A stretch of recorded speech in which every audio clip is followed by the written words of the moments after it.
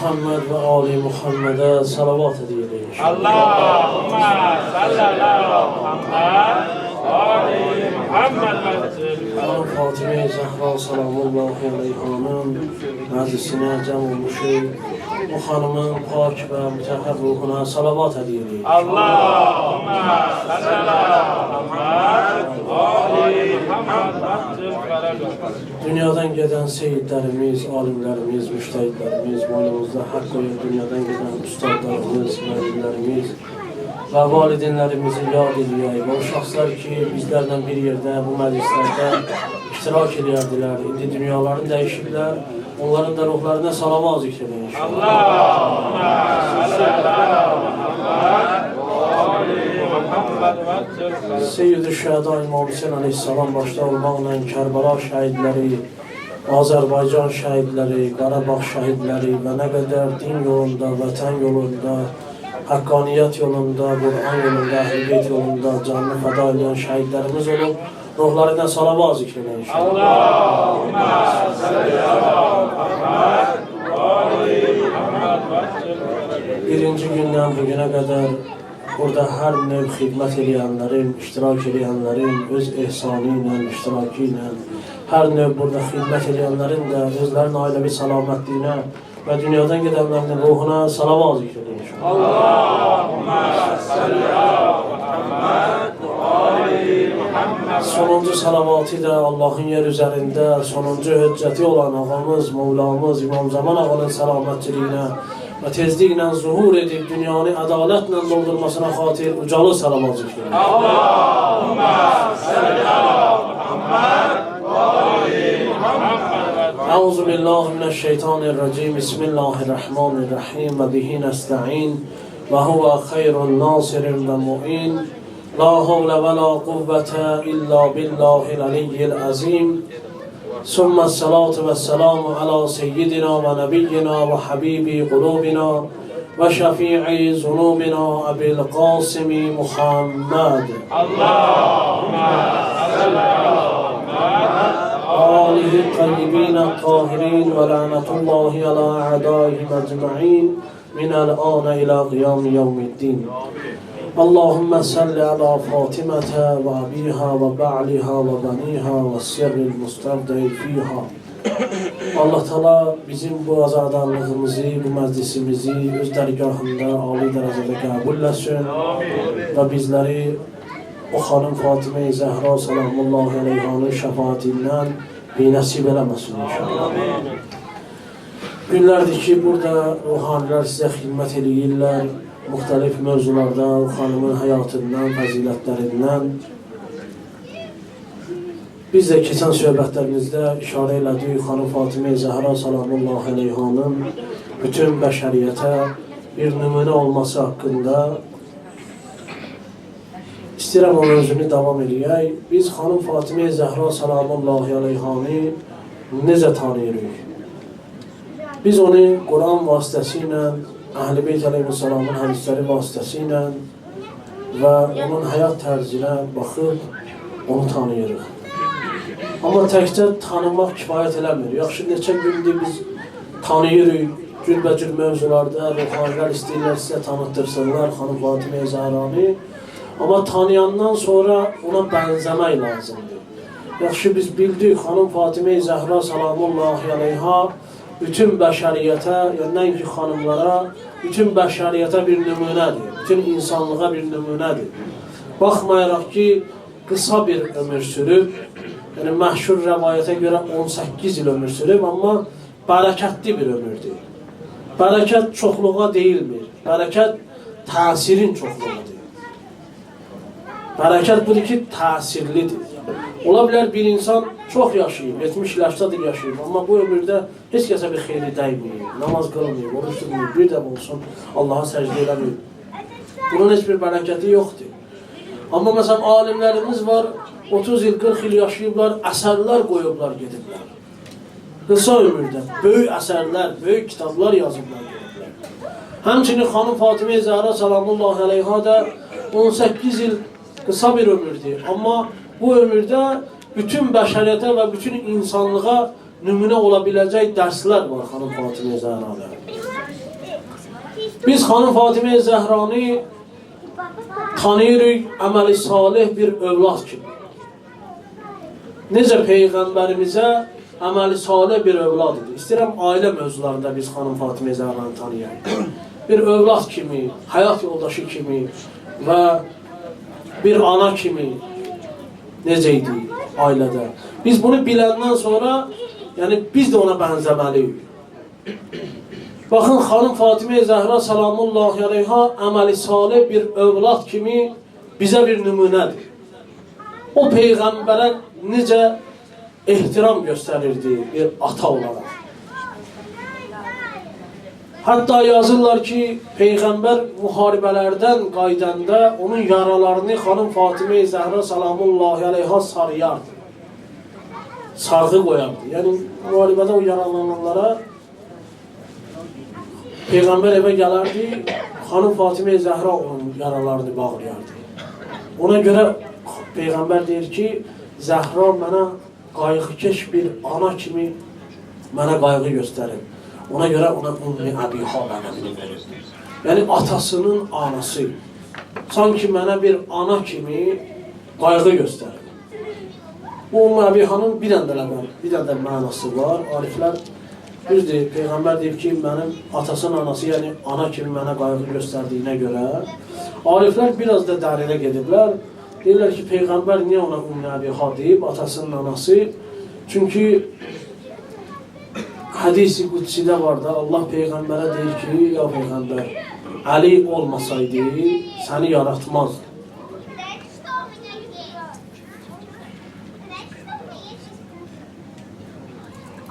Bir salvaz işlə Peyğəmbər, Ali Peyğəmbər. Allahümme sallallahu Muhammed. Ya Peyğəmbər, sən olmasaydın, mən əflaki yaratmazdım. Ləvləkə ləmə xələqtul əflak. Sən olmasaydın, mən bu əflaki yaratmazdım. Əli olmasaydı, səni yaratmazdım. Ləvlə Əli ləmə xələqtul. Əli olmasaydı, səni yaratmazdım.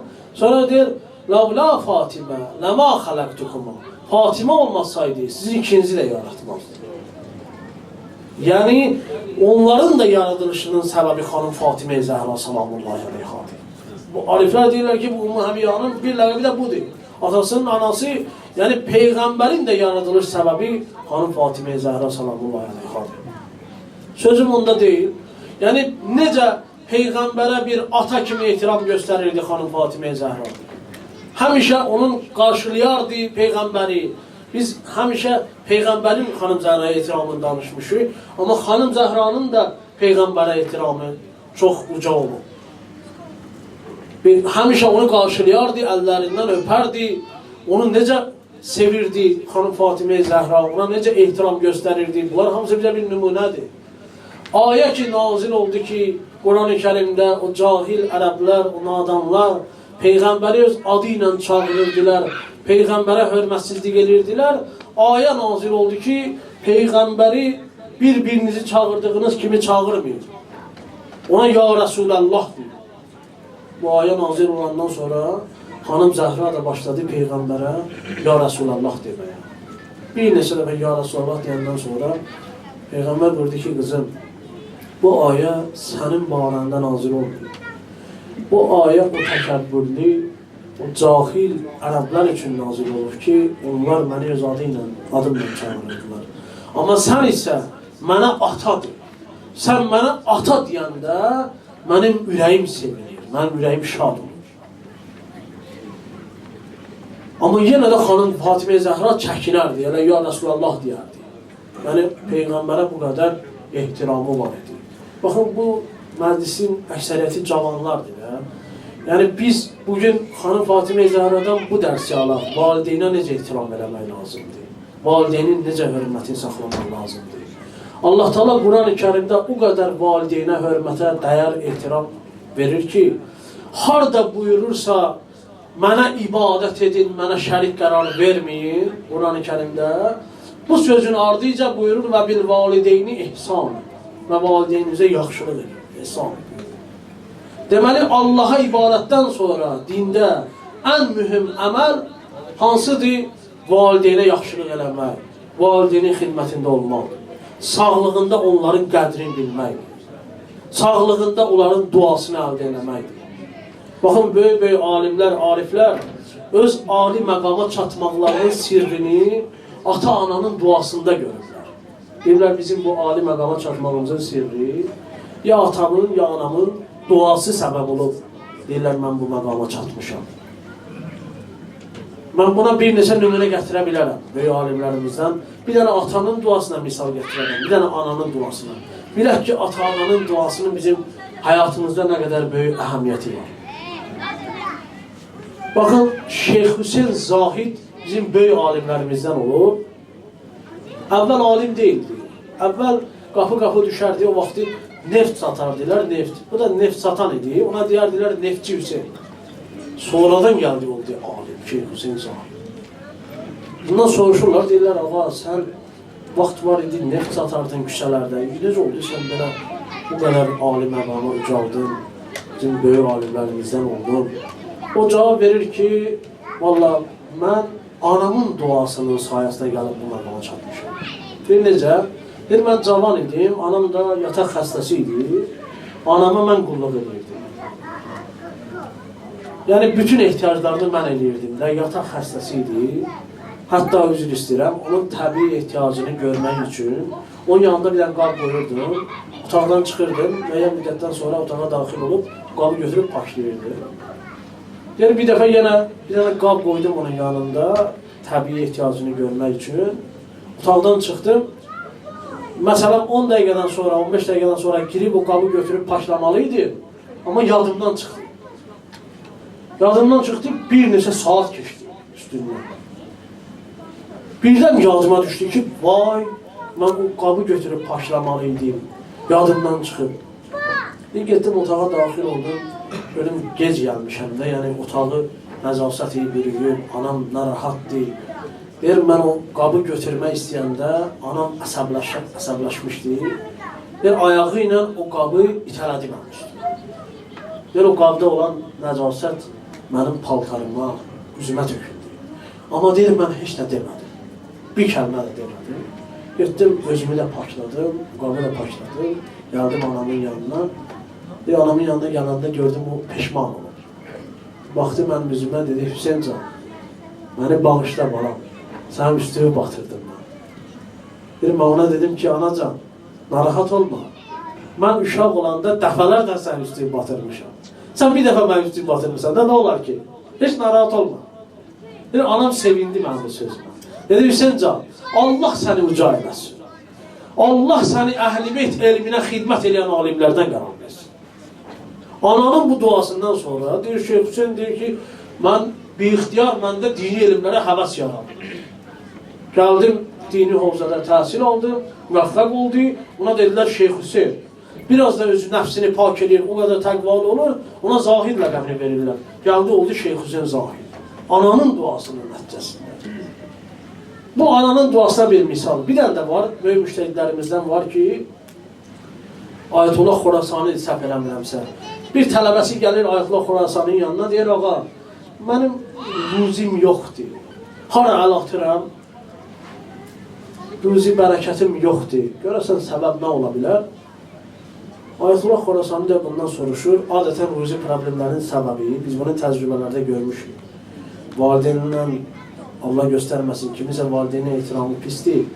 Onun ruzisinin də bərəkəti olmaz. Onun ömrünün də bərəkəti olmaz. Allah Teala onun ömründən, ruzisindən bərəkəti götürər. Bir neçə günah var. O günahların cəzasını Allah Teala ahirətə saxlamır. Bu dünyada verir. Ahirətdə də verəcək öz yerində. Amma bu dünyada da verir. Hansı günahlar diyorlar? Biraz haşiyədən çıxdım, yenə qayıdacaq. Qoy bu günahları deyim, bilək. Bu günahlar dünya və ahirətdə bizə cəzası çatır. Həm dünyada, həm ahirətdə. Digər günahların cəzası qalıb ahirətə. Amma bu 3 dənə günah var. Bu 3 dənə günahın cəzası ahirətə qalmaz. Mütləq bu dünyada Allah onun cəzasını insana verər. Biri valideyninlə pis rəftar eləməkdir. Hər kəs valideyni ilə bu dünyada pis rəftar eləsə, ona hörmətsizlik eləsə, Allah Teala bu dünyada mütləq onun cəzasını verəcək. Onun ömründən bərəkəti götürür, ruzisindən bərəkəti götürür, həyatında xoşbəxtçilik olmur. Bunlar öz yerində. Və hətta övladı da o öz valideyninlə necə rəftar eləyib, övladı da ondan o cür rəftar edəcək. İkincisi nədir? İkinci günah nədir? Deyir, ikincisi Allahın nemətlərindən naşükürlük eləməkdir. Və bir insanın yaxşılığına təşəkkür etməməkdir. Bu da insana bu dünyada bəla nazil edir.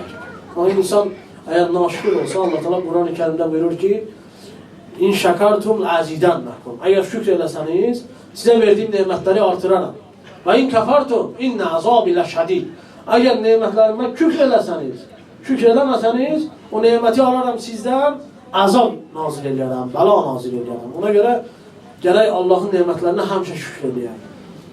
Üçüncü də bir insanı incitməkdir, bir insana zülm eləməkdir.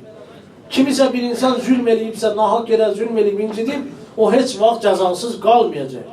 فَمَنْ يَعْمَلْ مِسْقَالَ زَرَّةٍ خَيْرًا يَرَى وَمَنْ يَعْمَلْ مِسْقَالَ زَرَّةٍ شَرًّا يَرَى.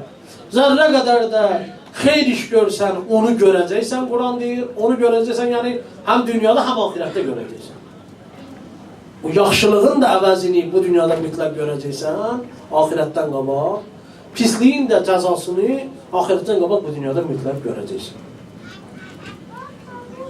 Bəli, biz salavat zikri Peyğəmbər aleyhissallallahu aleyhi ve sellem.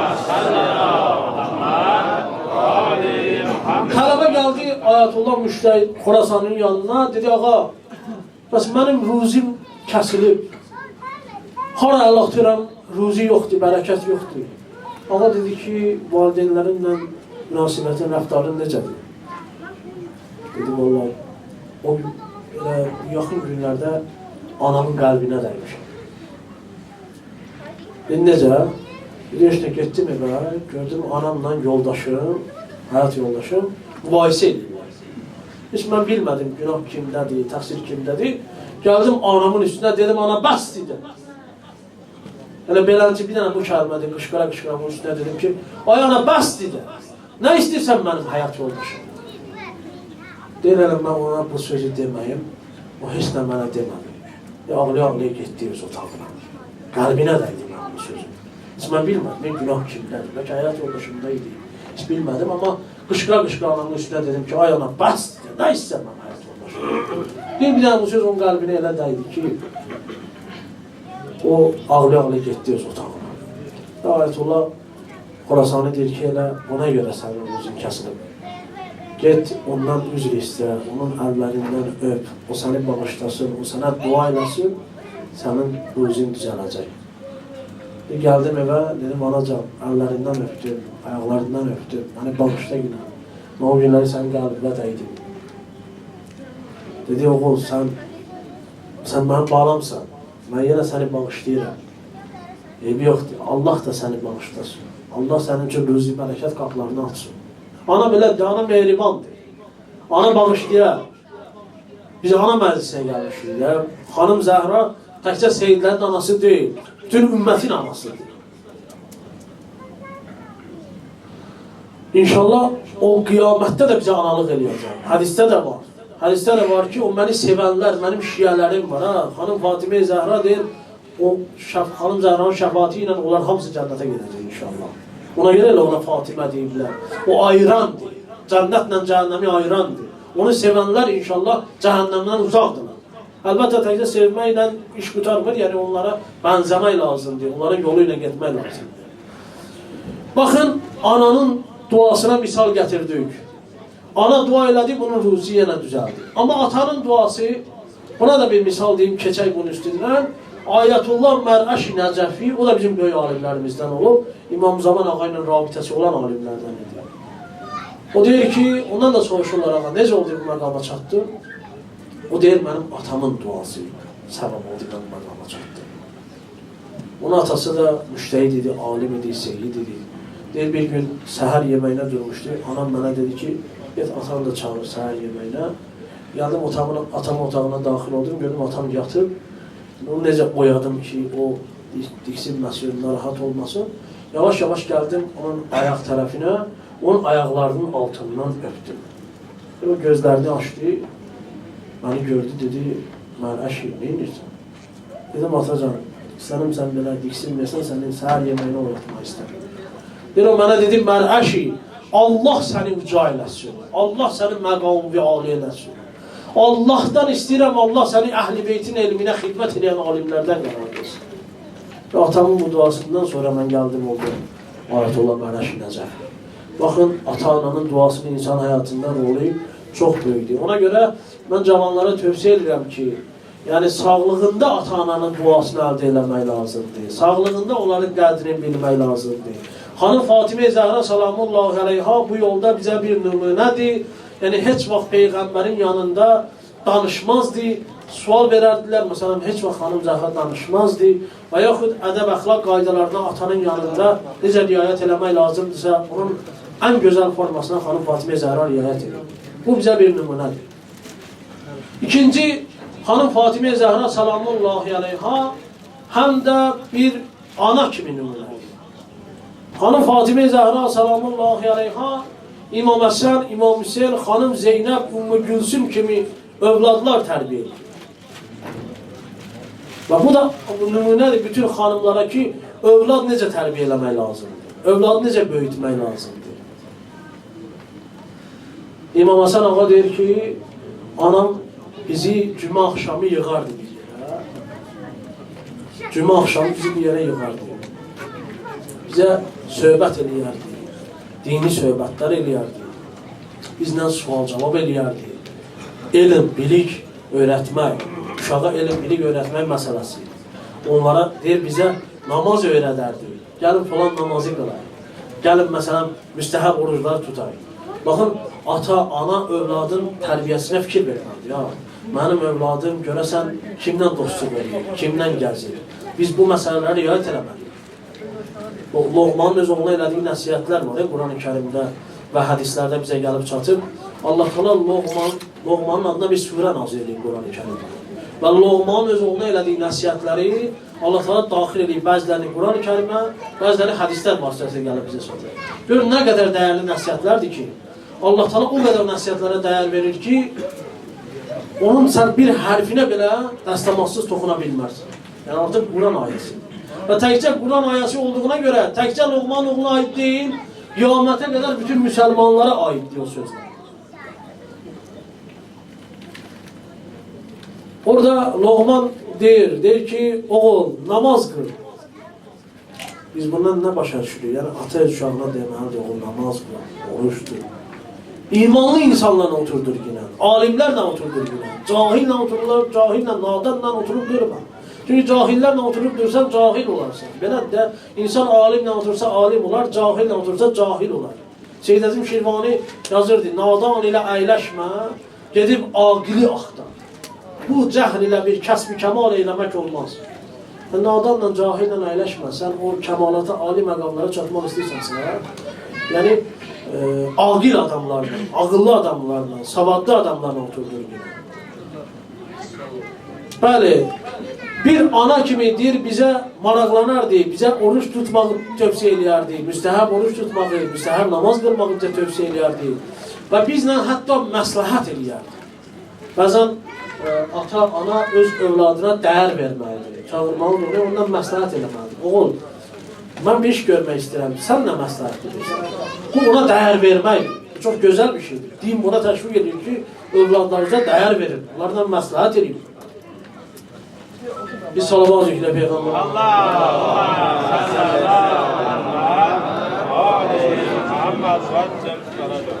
Biz görürük ki, Kərbalada İmam Hüseyin əleyhissalam Aşura günü deyir ki, mən bu izzəti, mən bu şücaəti, mən bu fədakarlığı anam xanım Fatimə Zəhradan öyrənmişim. Mənim ustadım, anam xanım Fatimə Zəhradan.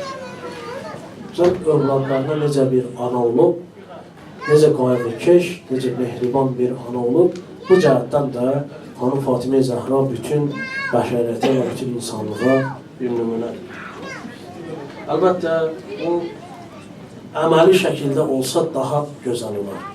Yəni, uşaq ata-anaya baxır, onlar nə edirlərsə, uşaq da onlar kimi olur. Ata-ana əxlaqlı olsa, uşaq da belə olur. Ata-ana ibadət əhli olsa, uşaq da elə olur. İndi hamımız ibadət əhlisiniz, uşaqlıqdan görmüşsünüz. Allah böyüklərinizi, valideynlərinizi rəhmət eləsin. Onlar məsələn oruç tutardilər uşaq olmuşsunuz, görmüşsünüz, siz də durmuşsunuz, həvəslənmişsiniz, oruç tutmuşsunuz. Hamımız belə olmuşuz. Valideynlər, məsələn, oruç tutup namaz qılıb, uşaqlar da görüb, həvəslənib, onlar da oruç tutublar, onlar da namaz qılıblar. Bu çox mühümdür. Yəni, əməli şəkildə göstərmək daha mühümdür. Nəsiyyət eləməklə bir yerdə, yəni övlada nəsiyyət eləmək də lazımdır, amma əməli şəkildə də bunu göstərmək lazımdır. Amma üçüncü, mənim işarə elədiyim xanım Fatimə Zəhranın ailədə nümunə olması, bir həyat yoldaşı kimi də xanım Fatimə Zəhra bütün xanımlara bir nümunədir. Bir həyat yoldaşı kimi necə vəfalı, necə sədaqətli bir həyat yoldaşı idi xanım Fatimə Zəhra sallallahu aleyhi. Bilirsiniz ki, vaxt gəldi, çatdı evlənmə yaşına, xanım Fatimə Zəhranın evlənmə yaşına. İndi bu barədə ixtilaf var, neçə yaşda evlənib, sözüm onda deyil. Baxın, o vaxtın yaşı ilə indiki yaşlar eyni deyil. Məsələn, məşhur rəvayət budur ki, 11 yaşda xanım Fatimə Zəhra izdivac edib. İndi 11 yaş, o vaxtın 11 yaşı ilə indiki 11 yaş eyni deyil. O vaxtı Ərəbistan yarımadası, birdən sizə sual verərlər ki, 11 yaşda uşaq necə olub? Belə uşaq deyildi. Artıq o 11 yaşlı uşaq bizim indiki məsələn 20-21 yaşlı qızlar kimi formalaşmışdı. Çünki Ərəbistan yarımadasında orada inkişaf tez gedir. Orada məsələn 11 yaşlı uşaq bizim indi 20-21 yaşlı qızlar kimi inkişaf edib formalaşmışdı. 11 yaşında izdivac eləyəndə xanım Fatimə Zəhra əlbəttə kim istəməz ki, Peyğəmbərin qızı ilə izdivac edir. İmkanlı, bağlı adamlar belə elçi göndərir xanım Fatimə Zəhra. Əbu Bəkir, Ömər, baxmayaraq onların yaşlıları çox idi. Onlar da elçi göndərirlər xanım Fatimə Zəhraya. Peyğəmbər buyurardı ki, mən bu barədə Allahdan cavab gözləyirəm, ilahi cavab gözləyirəm. Ali Aleyhisselam da öz istəyini bəyan edəndə, o elçilər gələndə xanım Fatimə Zəhra hamısına yox demişdi. Amma Ali Aleyhisselamın təklifini çatdıranda xanım Fatimə Zəhra sustu. Bu susmaq razılıq əlaməti. Yəni utandı atasına desə ki, mən istəyirəm, sustu. Bu susmaq razılıq əlaməti. Peyğəmbər başa düşdü ki, xanım Zəhra razıdır. Sonra Cəbrail Aleyhisselam da nazil oldu, dedi, ya Resulallah, nuri nurla evləndir. Nuri nura qovuşdur. Yəni Fatiməni Əli ilə evləndir. Bunlar bir-birinə layiqdir. Bunlar bir-birinə kufdirlər, bir-birinə taydirlər. Ona görə hədisdə deyir, əgər Əli olmasaydı, xanım Fatiməyə layiqli ər tapılmazdı. Və onlar bir-birinə layiq edirlər. Onlar sanki bir-biri üçün yaradılmışdılar. Alimlərdən biri deyir, mən çox fikirləşirdim ki, nəyə görə Fatimə Əli ilə izdivac elədi? Deyir, mən Əlinin doğum günündə mən bu sualıma cavab tapdım. Qız Peyğəmbərin evindəndirsə, oğul da Allahın evindən çıxmalıdır. Oğul da Kəbə evində dünyaya gəlməli eləsin. Deyir, mən ona cavab tapdım, qız Peyğəmbər evindəndirsə, oğul da Allahın evindəndir. Bax. Görün, nə gözəl izdivacdır. Bu izdivacdan İmam Həsən, İmam Hüseyin, xanım Zeynəb dünyaya gələrlər. Bunlar bir-birindən necə layiq edirlər? Baxmayaraq ki, kasıb, sadə bir həyat yaşayıblar. Amma necə nümunə olublar? Peyğəmbər xanım Fatimə Zəhraya demişdi ki, qızım, Ali Aleyhisselamdan bir şey istəməyəsən, birdən bir şey istəyərsən, o eləyə bilməz, xəcalətli olan. Hətta bəzən evdə yemək olmazdı, xanım Fatimə Zəhra deməzdi evdə yemək yoxdur. Ali Aleyhisselam gələr deyərdi ki, sən niyə demirsən, məndə evdə yemək yox imiş buna? Deyərdi ki, mənim atam mənə belə tapşırır ki, Əlidən bir şey istəməyəsən. Amma alimlər yazırlar ki, bir dəfə bir şey istədi. Deyir, bir dəfə xanım Zəhra xəstə idi. Ali Aleyhisselam ona and verdi Hüseynin canına. Ben səni and verirəm İmam Hüseynin canına. Ürəyin nə istəyir mənə deyir. Nar məsələsi də eşitmişsiniz. Dedi, mənim ürəyim nar istəyir. O vaxtı da nar mövsümü deyildi də, yəni nar vaxtı deyildi. Ali Aleyhisselam maraqlandı ki, nar harada var? Dedilər, bir dənə Yahudi var. O Taif şəhərindən nar gətirir. İndi onda qalsa, onda olar da, başqa heç kəsdə olmaz. Ali Aleyhisselam getdi o Yahudinin qapısına. Yahudinin qapısını döydü, selamun aleyküm salam. Yahudi də tanıyır, müsəlmanların imamı Hazreti Ali Aleyhisselam gəlir. Ağa nə lazımdır? Dedi, nar lazım. Nar var. Dedi, ağa nar yoxdur, hamısın. Narları satmışım. Bu Yahudinin xanımı evdə eşitdi. Ali Aleyhisselam nar üçün gəlib. Dedi, evdə bir dənə nar var. Mən verərəm bunu Ali Aleyhisselam. O narı aldı Ali Aleyhisselam. Gəldi. Yəni, yarı yolda çatanda gördü bir dənə o xarabalıqdan bir dənə səs gəlir. Bir dənə qəribdir, bir dənə fəqirdir. Çağırır, mənə kömək edin, mənə kömək edin. Ali Aleyhisselam yaxınlaşır, mən nə oldu? Deyir, mənə əli lazımdır. Ondan mən kömək istəyirəm. Ali Aleyhisselam, nə kömək lazımdır sənə? Bu da Ali Aleyhisselamın əlindəki narı görür, deyir, elə mən narı istəyirəm. Onu ver mənə, mənim ürəyim sevinər. Elə bir də onları versən mənə, onu yesəydim, mənə bəs eləyəm. Ya Ali, bir də səndən istəyim o nardır, onu ver mənə. Başqa heç nə istəmirəm. İmtihandır ya bu, ilahi imtihandır ya bu. Ali Aleyhisselam deyir, mən bunları bir xəstəyi üçün aparıram. Gəl bunu ikiyə bölək, bunu yarısını verim sənə. Deyir, yaxşı, yarısını verir buna. Bu yarını yiyəndən sonra deyir, mən doymadım da, ya Ali, bu yarını da verir. Bu da imtihandır ya, Ali Aleyhisselam onu da verir ona, Ali boş gəlir elə.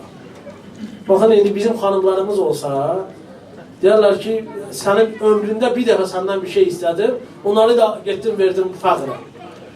Amma xanım Zəhra görür ki, Ali Aleyhisselam, Ali boş gəlir, bəs nə oldu ya Ali, nar tapa bilmədin? Dedi, yox, nar tapdım.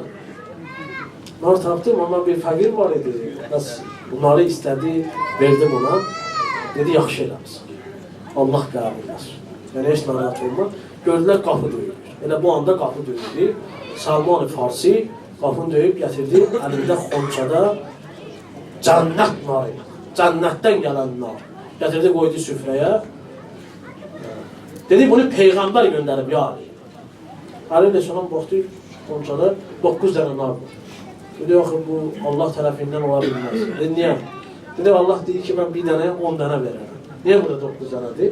Salman cibindən bir dənə nar çıxartdı, dedi, 10 dənə idi, birini mən götürmüşdüm. Salman zikirə Peyğəmbər aldı. Allahümme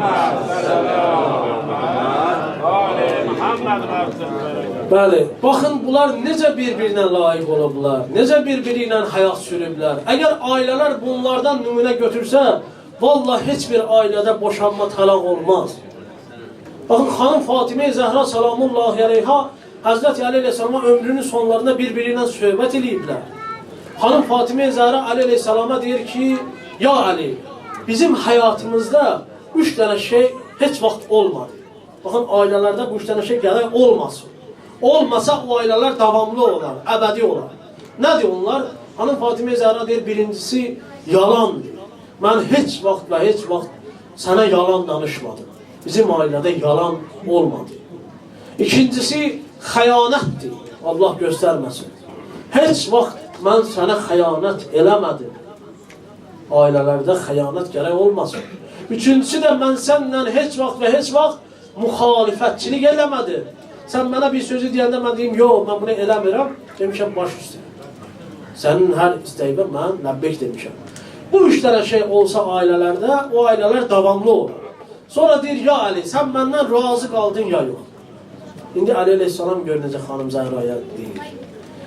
Deyir, ya Zəhra, mən səndən razıyam, Allah da səndən razı olsun. Sonra 5 dənə fəzilət sayır Ali Aleyhisselam xanım Zəhra üçün. Baxın, ailədə həyat yoldaşı bir-birini yaxşı tanıyar da. Ola bilər bir insan cəmiyyətdə özünü yaxşı göstərsin, imanlı göstərsin, təqvalı göstərsin.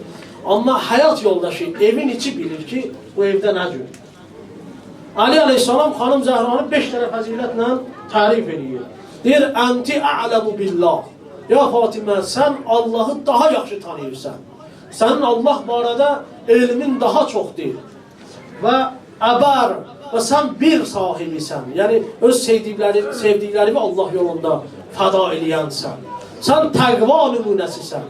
Sən Allahın yanında ən əziz bəndəsən və sənin Allah qorxu, sənin qəlbində Allah qorxusu daha çoxdur. Ali Aleyhisselam da xanım Fatimə Zəhranı bu cür vəsf edir, bu cür tərif edir.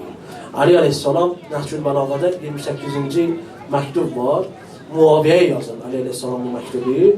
Bu məktubda Ali Aleyhisselam bir neçə şeylə fəxr edir. O fəxrlərdən biri də xanım Fatimə Zəhradır. Sayır Ali Aleyhisselam orada məktubda deyir, biz fəxr edirik ki, Peyğəmbər bizdəndir. Biz fəxr edirik ki, Həmzə bizdəndir. Gəlir çatır ora deyir və minna seyyidətin nisa'il aləmin minəl əvvəlinə vəl-axirin. Biz fəxr edirik ki, əvvəldən axıra qədər bütün aləmdəki xanımların seyyidəsi və ağası olan xanım Fatimə Zəhra bizdəndir. Ondan Əli əleyhissalam fəxr edir. Baxın, Əli əleyhissalam deyir ki, bir dəfə belə olsa ailə həyatında xanım Zəhra məni qəzəbləndirmədi. Bir dəfə belə olsa məni qəzəbləndirmədi. Heç vaxt mənə asi olmadı. Və mən də onu heç vaxt qəzəbləndirmədim. Biz bu nöqtələrə fikir verməliyik. Qadın əgər ərini qəzəbləndirsə və yaxud nahaq yerə qadını qəzəbləndirsə, onların namazı qəbul olmaz. Bir tərəfi deyəndə biz bir tərəfi də deyək. Də qadını qəzəbləndirsə, nahaq yerə onun da namazı qəbul olmaz. Yəni bir-birini başa düşsünlər ailədə. Hədislərimizdə buyurulur ki, istəyirsinizsə ailə bünövrəsi möhkəm olsun, 2 dənə şey olsun ailədə. İstəyirsinizsə ailə bünövrəsi möhkəm olsun, 2 dənə şey olsun. Birincisi, qarşılıqlı sevgi və məhəbbətdir. Baxın, hər bir insanın sevməyə və sevilməyə ehtiyacı var. Bu his, bu duyğu insanda var. Amma qadınla kişidə fərq edir. Qadın belə varlıqdır ki, qadının sevilməyə daha çox ehtiyacı var. Kişinin isə sevməyə daha çox ehtiyacı var. Kişi sevəndə daha güclü olur. Məsələn, sevir, sevdiyinə görə nə istəyirsən edir. Amma qadın isə seviləndə daha çox xoşbəxt olur. Bilir ki, məni sevən var, mənim arxa dayağım var. Amma biz xanım Zəhra ilə Əli əleyhissalamın həyatında biz görürük ki, onlar heç vaxt bir-birini adı ilə çağırmırlar. Əli əleyhissalam deyərdi, ya bintə Rəsulillah. Xanım Zəhra da ona deyərdi, ya əmirəm. Xanım Zəhra ona deyərdi, ruhu gəl fəda. Ruhum sənə fəda olsun. Biz deyirik, canım sənə fəda olsun. Ruhum sənə fəda olsun. Bu cür sözlər deməyin heç bir qəbahati yoxdur. Din deyir ki, öz sevgini, öz məhəbbətini bildirməlisən öz xanımla. Amma yalandan yoxa, həqiqətən. O biri həmişə deyərdi öz xanımına, mən səni çox istəyirəm, çox sevirəm. Getdi həcc ziyarətinə. Həcdən qayıdandan sonra bu xanım gördü ki, daha bu mənə demir səni istəyirəm. Getməmişdən qabaq elə hər gün mənə deyərdi, mən səni çox istəyirəm falan. Bu gələndən sonra daha demir. Soruşur, deyir ki, sən axı həccə getməmişdən qabaq elə mənə hər gün deyərdin, mən səni çox istəyirəm. Daha demirsən axı. Dedi, biz getdik həccə. Daha orada tövbə elədik. Tövbə elədik ki, bir də yalan danışmayacaq. Sən demə, bu yalandan deyir. Dedi, bu yalandan olmamalıdır, bu həqiqətdə olmalıdır. Din deyir ki, kişi öz xanımına öz sevgisini izhar eləməlidir, məhəbbətini göstərməlidir, deməlidir. Bu onda biraz da, elə deyək, o ailələrdə bünövrəni möhkəmləndirər. Bu qarşılıqlı sevgi, qarşılıqlı məhəbbət ailə bünövrəsini möhkəmlədər. İkincisi nədir? İkinci ailənin möhkəm olması üçün ikinci şərt deyir, bağışlamaq və güzəştə getmək. Yəni ailədə bir-birinə güzəştə getməyi bacararsan. Biz istəyirik ki, elə hamısı bizim istədiyimiz kimi olsun. Allah Teala görsən, bir insanı bir insanla birləşdirirsə, ailə həyatı qururlarsa, bu da bir imtihandır. Daha elə hamısı elə bizim istədiyimiz kimi olsaydı da həyatın nə mənası olardı ki? Elə ailədə bir-birinin o zəif xasiyyətlərinə səbr eləmək var. Elə ona görə ailə idarə eləmək çətindir. Ona görə elə əsas məsələ odur ki, evdə xanım kişinin, kişi xanımın bəzi o kaprizlərinə səbr eləyər. Onda dəyərli olur. Onda o qiymətli olur. Yəni, ailə buna görədir. Yoxsa elə mənim istədiyim kimi olsun, bəzən bizə gəlirlər, müraciət edirlər də, mənim istədiyim kimi deyil, mən belə istəyirəm, o belə eləmir. Belə də olacaq da, ziddiyyətlər olacaq, bu ziddiyyətlər daha da inkişaf elətdirir. Bu ziddiyyətlər insanın daha da məqamını ucaldır. Biz baxırıq, görürük böyük alimlərimizin həyatına, onlar da öz xanımları ilə rəftarına, Allah rəhmət eləsin, Allama Tabatabai ağanı, Əl-Mizan təfsirinin müəllifidir. Allama Tabatabai ağa deyir ki, Allah o xanımı da rəhmət eləsin. O deyir ki, mən Əl-Mizan təfsirini yazmaqda, yazıb tamamlamaqda öz xanımıma borcluyum. Xanımıma borcluyum. Mən bəzən deyir, gecələr yatmazdım, mütaliə eləyərdim, təfsir yazardım. Nə vaxt əlimi atardım, çaya görərdim, mənim çayım istəyir. Yəni mənası budur ki, o da yatmazdı. Mən yatmırdım, o da yatmır. Mən qulluğumda dayanırdım. Amma sonradan Allamə də onun qulluğunda dayanıb. Allamənin oğlu deyir ki, mənim anam bir ay xəstə yatağında qaldı. Allamə taba-taba bütün işlərini saxladı, gəldi anama qulluq elədi. Səhərdən axşama qədər bütün işlərini saxladı. Yataq xəstəsi olduğuna görə o da anama qulluq elədi. Yəni biz o böyük şəxsiyyətlərin həyatından nümunə götürməliyik, ailə həyatından. Ona görə Ali buyururlar hədislərdə ki, 2 dənə şey ailəni möhkəmlədər. Biri qarşılıqlı sevgi və məhəbbətdir və biri də bağışlamaq və güzəştə getməkdir. Bir-birinin səhvlərini gərək insan güzəştə getsin. Və xanım Fatimə Zəhra salamullahi aleyha biz baxıb görürük ki, əri olduğuna görə yox, həyat yoldaşı olduğuna görə yox, imamı və vəlisi olduğuna görə son damla qanına qədər Əli əleyhissalamı müdafiə elədi. Yəni, buna bəziləri elə bilər ki, həyat yoldaşı olduğuna görə elədi, xeyr. İmamı olduğuna görə, vəlisi olduğuna görə, başqa bir adam da yox deyə bu işi görsün. Xanım Fatimə Zəhra gördük, bunu ancaq mən eləməliyəm. 40 gün yazırlar ki, mühacir və ənsarların evinə getdi, bunları çağırdı Əli əleyhissalamın vilayətinə, siz Qədirxum hadisəsini yaddan çıxartmışsınız. Axı, Əli əleyhissalamı Peyğəmbər təyin eləmişdi. Nə yatmışsınız, nə onun haqqını müdafiə eləmirsiniz. Yeri gələndə xütbə eləyib məsciddə, onları ayıltmaq üçün. Bəzən ağlamaqla təbliğ eləyib bu vilayəti. Yəni, son damla qanına qədər Əli əleyhissalamı müdafiə eləyib. Ona görə bunların ayrılığı bir-biri ilə çox çətin oldu. O qədər bir-birlərinə məhəbbətləri var idi ki, xanım Fatimə Zəhranın ayrılığı Əli əleyhissalama çox təsir elədi. Əli əleyhissalam xanım Fatimə Zəhradan sonra çox məzlum oldu. Baxın, Əli əleyhissalam o şəxsiyyətdir ki, o müharibələrdə böyük şücaətlər göstərir. Xəndək müharibəsində, Xeybərin fəthində, nə bilim, böyük müharibələrdə Əli əleyhissalamın şücaətləri bilirsiniz. Bəzən dəstə ilə gələrdilər onun üstünə, tək onlarla döyüşərdi. Onun öz sözüdür ki, əgər bütün dünya yığışsa məndən üzbəyüz təkbətə gəlsə, məndən döyüşsə, mənim ürəyimə zərrə qədər də qorxu düşməz. Və mən geri çəkilmərəm. Bu sözü deyən Əli əleyhissalam özünə, yəni o müharibələrdə bu çətinləri görən Əli heç vaxt özünə ölüm arzulamamışdı. Amma xanım Fatimə Zəhradan ayrılanda deyir, kaş mən öləydim. Bu günü görməyəydim. Gör, nə qədər tənha özünü hiss elədi Əli əleyhissalam. Köməksiz özünü hiss elədi. Xanım Zəhranın bütün vəsiyyətlərinə əməl elədi. Onu gecə ilə qusd elədi, gecə ilə kəfən elədi və gecə ilə gizli şəkildə onu dəfn elədi. Dəfn eləyib qayıdandan sonra nə baş verdi? Dəfn eləyib qayıtdılar. Bir dənə o səhnəni gözünüzün qabağına gətirir. Baxın, bu gecələr, yəni İmam Zaman ağanın öz anasına göz yaşı tökdüyü gecələrdir.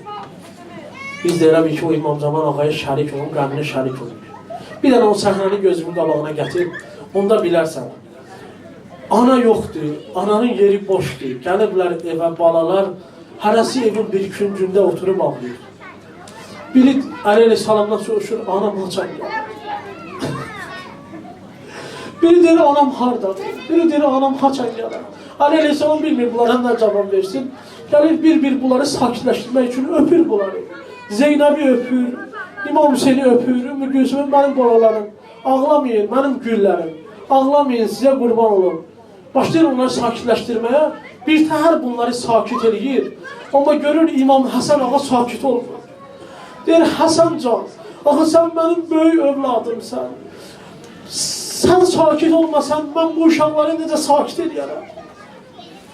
Həsən deyir ki, atacan, axı onlar mənim gördüyümü görməyiblər axı. Əli əleyhissalam deyir, oğul, sən nə görmüsən ki, bunlar görməyiblər?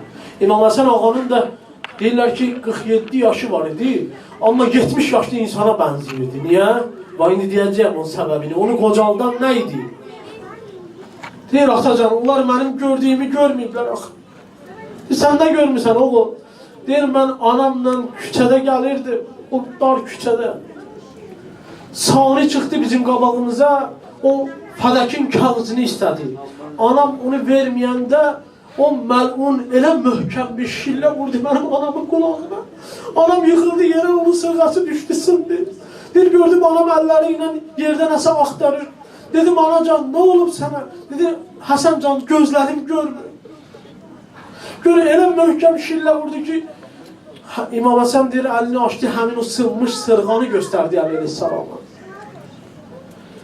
İndi başsağlığı verməyə gələn də olmadı. Qapını açıq qoymuşlar ki, bəlkə kimsə Peyğəmbərin qızına görə gələr, başsağlığı verər.